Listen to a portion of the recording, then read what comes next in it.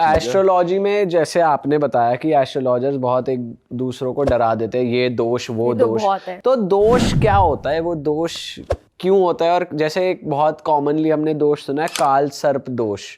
कई लोगों ने हमारे प्लेटफॉर्म पे कहा है कि ऐसी कोई चीज़ एग्जिस्ट नहीं करती, और कई लोग कहते हैं कि ये दोष होता है। और हमने आपस में ऐसा रूमर्स मतलब लोगों से सुना है कि जिसका काल सर्प दोष है उसे सांप काटेगा कभी ना कभी लाइफ में। ये इस चीज़ से मैं आपको जुड़ा हुआ एक किस्सा भी सुनाऊंगी।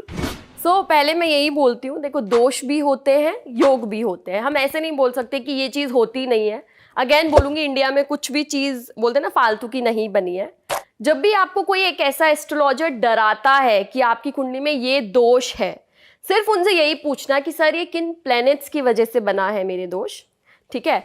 आपको यदि बोल दे कि ये राहु की वजह से बना है, ये केतु की वजह से बना है, आप सिर्फ उनके उपाय करना, उसको लेके सर पकड़ के मत बैठना। ये मेरी एक जेन्युइन एडवाइस है या सजेशन है जो मैं दे सकती हूँ।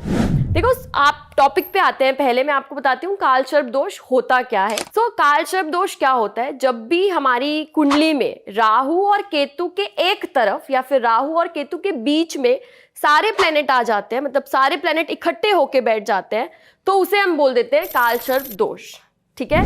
अब इसे नाम काल सर्प दोष क्यों दिया? बोलते हैं कि शाम का जो मुंह है उसको हमने राहु रिप्रेजेंट कर दिया, क्योंकि राहु का सिर्फ सर होता है और केतु के सिर्फ पैर होते हैं, तो केतु को उसकी पूंछ दिखा दिया बस कि लोग समझ जाएं। लाइक आप एक एस्ट्रोलॉजर हो, आप बोल दोगे काल सर्प दोष है, तो इंसान को याद रहेगा। मान लीजिए किसी का नाम आकाश है, तो इसका मतलब जरूरी तो नहीं है कि वो आकाश है, या किसी का नाम काजल है तो वो काला ही हो इंसान। किसी चीज को पहचानने के लिए उसका नाम दिया जाता है। लाइक इसको भी पहचानने के लिए कि काल सर्प दोष है, तो ये एक नाम दे दिया कि राहु केतु के बीच में सारे प्लेनेट आ गए। अभी आपको करना क्या है? आपको कोई भी पंडित जी बोलते हैं, कोई भी एस्ट्रोलॉजर बोलता है कि आपकी कुंडली में काल सर्प दोष है, आप कुछ मत करना, राहु और केतु के उपाय करना स्टार्ट कर दो। राहु केतु के आप उपाय करोगे, आपका काल सर्प दोष अपने आप खत्म हो जाएगा। अब वो उपाय क्या है? राहु और केतु के उपाय मैं आपको बताती हूँ। तो राहु का जो पहला उपाय है, सिंपल सी चीज है। राहु एक ऐसा प्लेनेट है जो इंसान को अचानक देता है। अब अचानक वो अच्छी चीज भी दे सकता है और अचानक वो बुरी चीज भी दे सकता है। ये किस पे डिपेंड करता है?